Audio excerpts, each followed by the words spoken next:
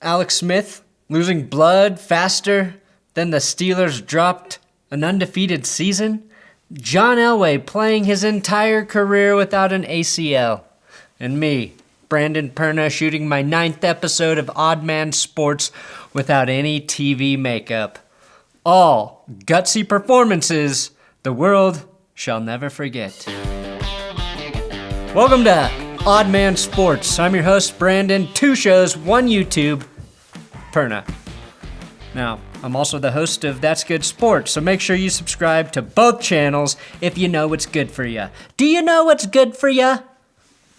Probably. Well, we're 3/4 of the way through the football season, and what do we know? Nothing.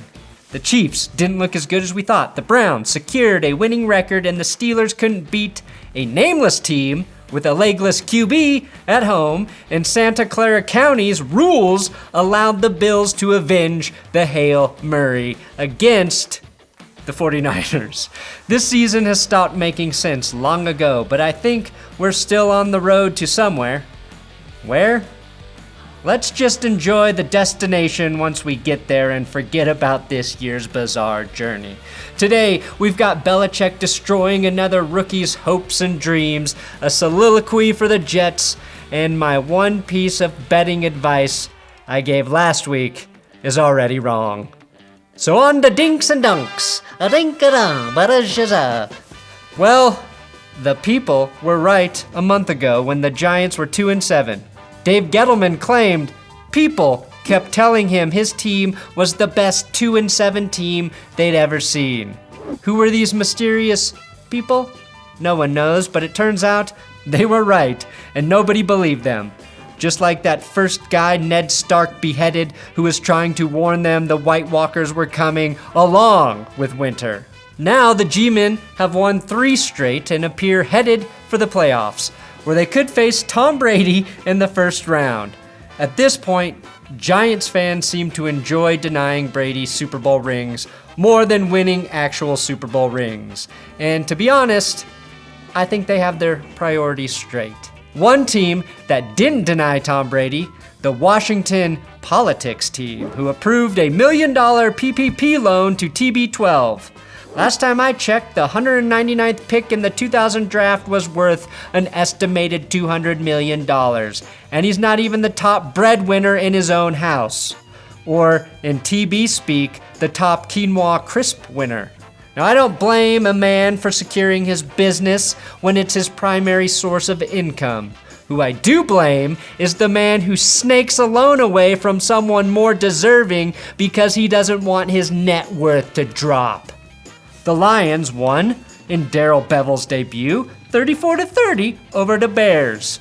After the game, Matthew Stafford called the interim head coach's enthusiasm infectious, which is an interesting choice of words in the middle of a pandemic, Matthew. But I get what Stafford is saying. In Bevell's pregame message to the team, he said, "We're in Chicago playing the Chicago Bears. Your 10-year-old self would think it's a pretty cool deal." Because if there's one way to motivate young people to do something, it's to call it a cool deal. Just wait until he calls Lambeau Field the bee's knees or Minnesota peachy keen.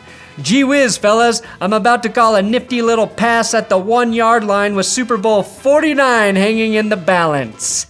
I'd now like to give you your annual PSA to never bet against Bill Belichick versus rookie quarterbacks.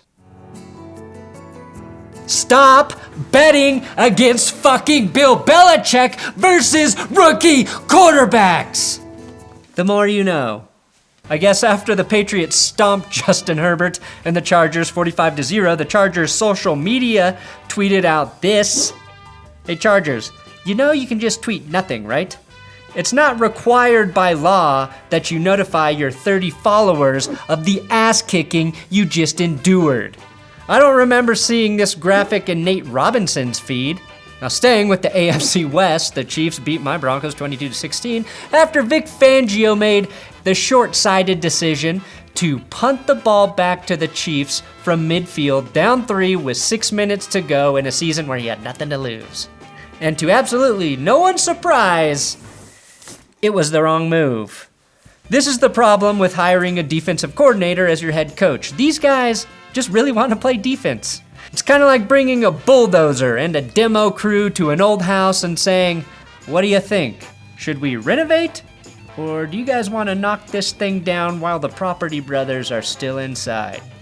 And finally, the feel-good moment of the week came when celebrity chef David Chang won $1 million for charity on Who Wants to Be a Millionaire, thanks in part to his phone-in friend, ESPN NFL analyst Mina Kimes.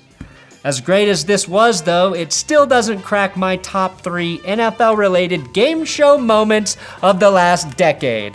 Number 3. I know numbers. Number 3, Aaron Rodgers on Celebrity Jeopardy. Aaron, you had a great game so far in our rehearsal. Let's take a look at your response. Who is Turd Ferguson? Number 2, Stephon Diggs on Family Feud. Finish this phrase. Leave it what? In. And my number 1 favorite NFL-related game show moment of the last 10 years. The time I stumped all 3 contestants with my guest video question on Jeopardy earlier this year. Let's look at the $1,000 clue just for the fun of it. This NFL franchise is owned and operated by a 78-year-old cognac-soaked macadamia nut.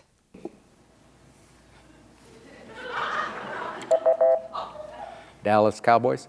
Pennies piss, nickels nag, and quarters quake, so money talks is a thing too.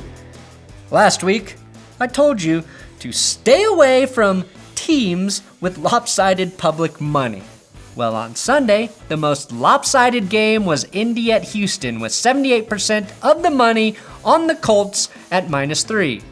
If you're not a numbers guy, try this. 78% means out of every 9 people who bet on this game, 7 picked Phillip Rivers and the Colts. How else can I put this? Try this. Well, guess what happened? The Colts covered the 3-point spread and the house took a big hit. So why am I showing you Rivers graphics that go against my own advice? Mainly to stop you from complaining about having to buy Christmas gifts for a normal amount of people. Phillip Rivers is making $25 million this season, and that's still barely enough to cover Christmas presents this year, because every Rivers kid wants a new Xbox and PS5, and Phil not only forgot to pre-order, he forgot to take out a PPP loan to cover his Christmas shopping list. As for me, I'm calling Sylvia Brown or Miss Cleo to help me place the rest of my bets. Like this almost genius who picked the Jets back in August to win their first game of the season against the Raiders last Sunday. This $25 bet would have netted him over $6,000 if not for Greg Williams' last-second kamikaze blitz call. My favorite part about Greg Williams is that he left a QB spy to watch Derek Carr. You know, in case Derek Carr tried to run for a 46-yard touchdown on the last play. Now, I just hope this bettor is a Jets fan so he can take consolation in the fact that even though his long shot bet lost, his favorite team probably won a franchise quarterback. A bet where you either win $6,000 for a day or Trevor Lawrence for a decade is what they refer to as a win-win, which are my favorite bets because they are incredibly hard to lose. In today's Odd Man Out, I will just continue with the Jets. What's left to say about a terrible team in which everything has already been said? Quite a bit, it turns out. Now you may think putting a slow, undrafted corner on an island against the fastest wide receiver in the league was a play call engineered for failure.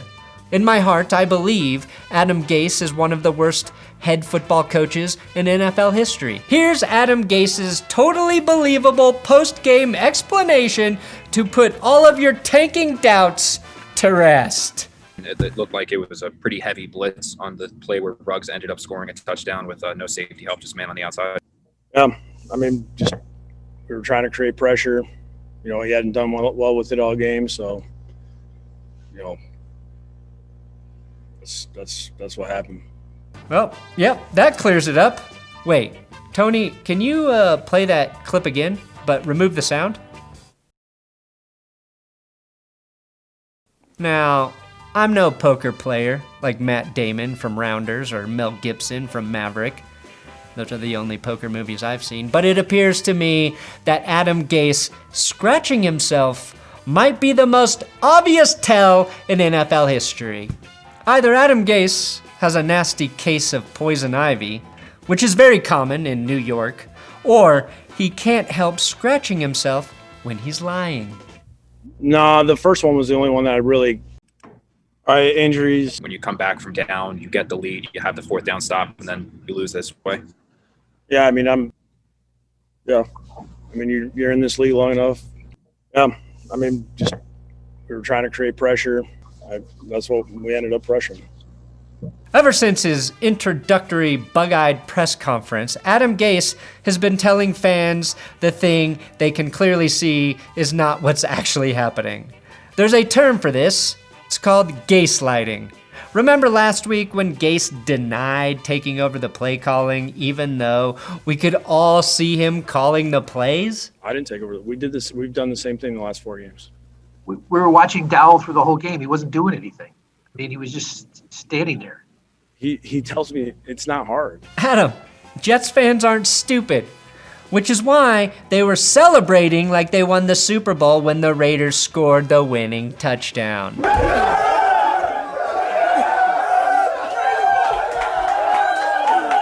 Jets fans are fine with tanking the season away and becoming a laughingstock in order to secure Trevor Lawrence.